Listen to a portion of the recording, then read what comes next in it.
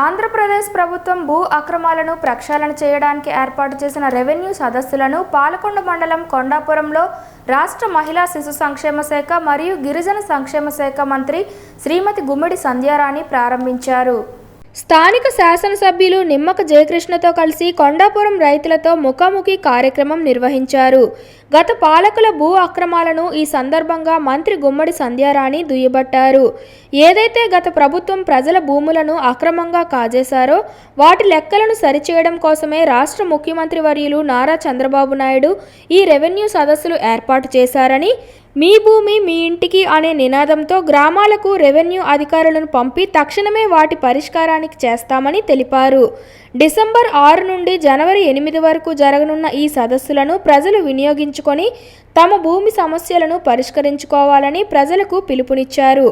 గత వైసీపీ ప్రభుత్వం land titling act తీసుకువచ్చి పాస్ పుస్తకాలపై తమ ఫోటోలు ముద్రించుకున్నారని, చంద్రబాబు ముఖ్యమంత్రి అయిన వెంటనే మొదటి సంతకం మెగా డిఎస్సిపై చేయగా రెండో సంతకం ల్యాండ్ టైటిలింగ్ యాక్ట్ రద్దుపై చేసిన విషయాన్ని గుర్తు చేశారు. ఈ కార్యక్రమంలో మంత్రి గుమ్మడి సంధ్యారాణితో పాటు పాలకొండ శాసనసభ్యులు నిమ్మక జయకృష్ణ, జిల్లా collector A Shyamprasad, Palakonda sub collector S Yashwant Kumar Reddy, కూటమి నేతలు పాల్గొన్నారు. గత ప్రభుత్వంలో భూ సమస్యలకి వాళ్ళు ఆజ్యం పోశారు.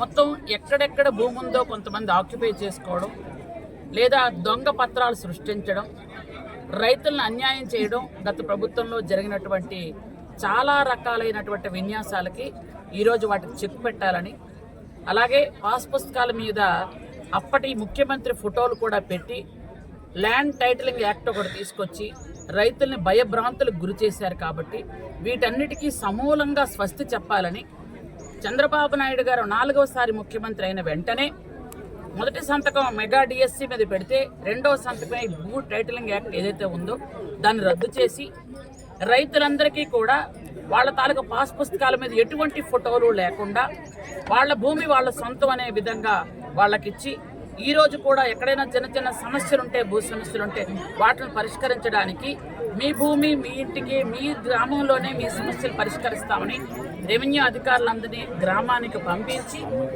సమస్యలు ఏమున్నాయో వాటిని సమూలంగా పరిష్కరించాలనే ఉద్దేశంతోనే ఈ రెవెన్యూ సదస్సులు ఏర్పాటు చేయడం జరుగుతుంది. ప్రతి గ్రామంలో కూడా చేస్తాం. ఈ డిసెంబర్ 6వ తేదీ నుండి జనవరి 8వ తేదీ వరకు ఈ సదస్సులు ఉంటాయి.